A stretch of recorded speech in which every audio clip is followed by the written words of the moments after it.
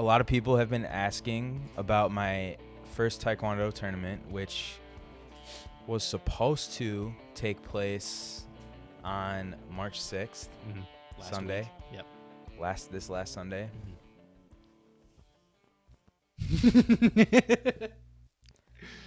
I love watching you decide how you're gonna say this. So, I'm sparring. Right. It's Wednesday. I go to the dojo. I have all my gear. I have leg protectors, arm protectors. I put on a chest protector. But I even had a cup. you did have a cup? I had one. I thought you didn't. I had one. I'm building this up. Okay. So I go put on all this gear. And then, I go in, I put all my stuff on. I'm getting ready to spar. I'm jogging around. I don't have a jock strap. That's important detail. So cup but no jock strap? Yeah. Wait, hold on. What's the fucking difference? A jock strap keeps it there. Oh. Yeah. Right. Yeah, I remember that our shitty old baseball, like the underpants where you had like that little pocket. That's where you put the your sliding shorts with the cup Yeah. holder. Yeah. Or I didn't have that. I didn't have anything to hold the cup, but I had the cup. Yeah. So then I go in the bathroom, I put the cup on, and then I go back on the mat and I start practicing kicks, and this thing's not staying in place. Mm-hmm. So that's a problem. And I realize it slides all the way down where, like, this isn't even covering what it's supposed to cover. Right, it's just collecting your ass sweat at this point. Yeah, and like it's actually could hurt me more. Like, it's in a weird position where, like, if this gets More kicked, underneath than anything. if this gets kicked, now I've got the kick plus this poorly placed piece of plastic that's gonna do the damage. So I took it out, and I'd never sparred with a cup, which is its own stupid thing that I have to question for the rest of my life. Hey, we're baseball players. At some point, as a baseball player, you stop worrying about a cup. You're like, I'm not a catcher. I'm not gonna put a cup in. Well, Fuck like, that. I always wore one because it was like just normal. I wore a cup since I was like, because I played baseball since I was like in preschool. Right. Same with you. Yeah. So like, you just get used to it, or some people just don't wear one, which is like. I wore one when it was mandatory, when they were like, you have to wear a cup, and then the second they stopped actually being like, yeah, you have to like telling you when the season started. Yeah. I was just like, fuck that. Now let me tell I'm a you. shortstop. I don't need that. Some would say that's idiotic to not wear one. Yeah, some would. And I'll get into why. So basically, like I said, it's Wednesday. The tournament's Sunday, so like 4 or 5 days away. Mm-hmm. Someone else can do that math. I'm not a numbers guy, and unless we're talking about money. And then, so the way a Taekwondo fight works is there's 3 rounds that are 2 minutes with a 1 minute rest in between. So that's a match. So it's 2 minutes on, 1 minute off, 2 minutes on, 1 minute off, 2 minutes. Whoever has the most points wins. If it's tied, there's 1 more minute, and the first person to score a point wins. So we started the way we had been sparring was we do like 1 or 2 minute rounds with a lot of rest, so that way we can get more reps in. Right. And it's just safer that way. But we were simulating as if we were in the tournament. Right. So you're going hard. Yeah, and we're doing 30-second rest periods. So like, and I had been working on my cardio in the gym and just the repetitive rounds of sparring. So I was actually doing really well. And my sparring partner is this tall, lanky, purple belt. He's like 6'2". He's a purple belt. I'm a yellow belt. I actually ended up beating him by 3 points. Mm-hmm. But I was tired. Right. So we wait like 10 minutes. We do another match, that's pretty close to how a tournament goes. Like you wait till the next match is over, and then you're just going. Which it could already be started by the time you're done. So like, yeah, it might be 3 minutes, it might be 10 minutes, it could be 30 minutes. You never know. Yeah. So, that's kind of how track events are too. It's kind of like you just there's like set time. They try Yeah. to set times for everything, but it's really just how fast they can get through it. Yeah, and it's like hurry up and wait. Yeah. Hurry up, wait. Hurry up, wait. Yeah. So, first round of the second simulated match goes well, the practice match. I think I was losing that match. Wait, that's not important. Then we do the 30-second break. It's only important if you're winning. Yeah, so I'm gonna ignore you. You only ever talk about the wins. No lot. We take note. We don't know. We don't lose. No L's. Yeah. No, we don't know. So, second round of the second training match.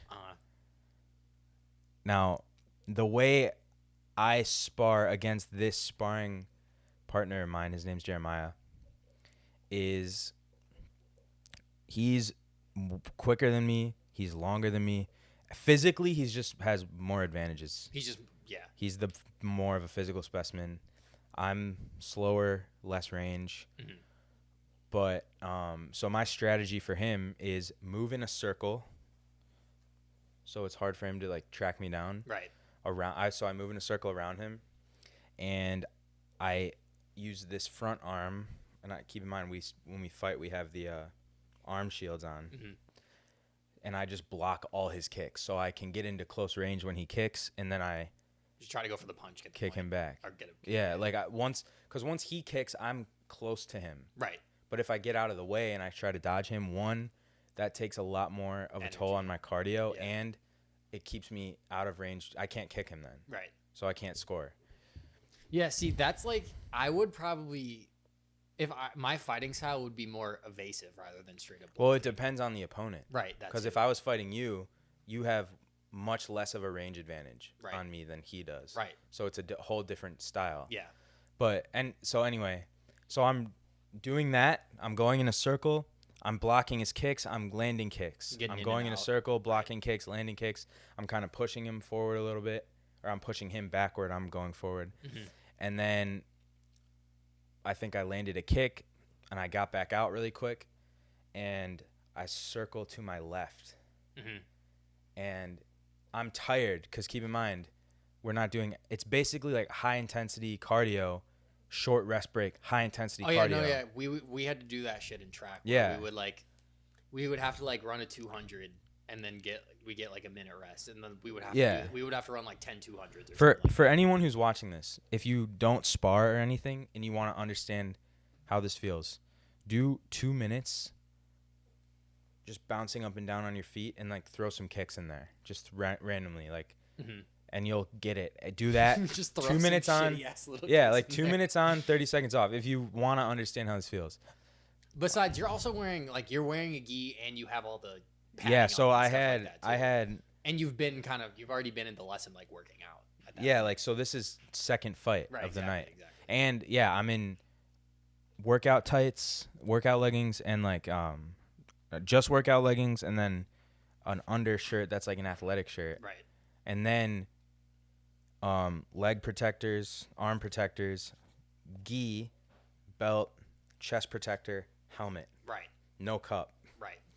So anyway, I'm circling to my left. I honestly forgot what this story was about until you mentioned that. I'm circling to my left. I'm just trying to build the scene, right? Yeah. So I'm tired, right? I'm a little less reactive.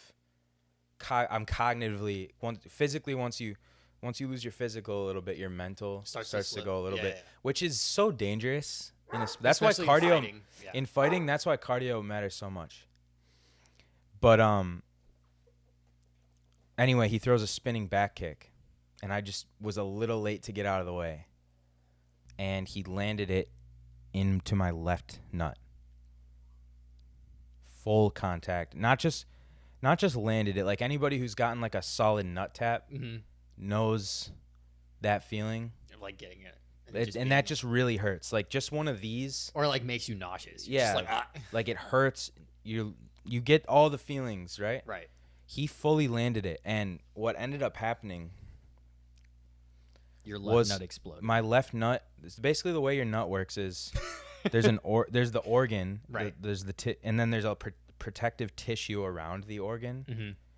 That tissue that protects my nut literally ruptured on impact. So this isn't just a nut tap.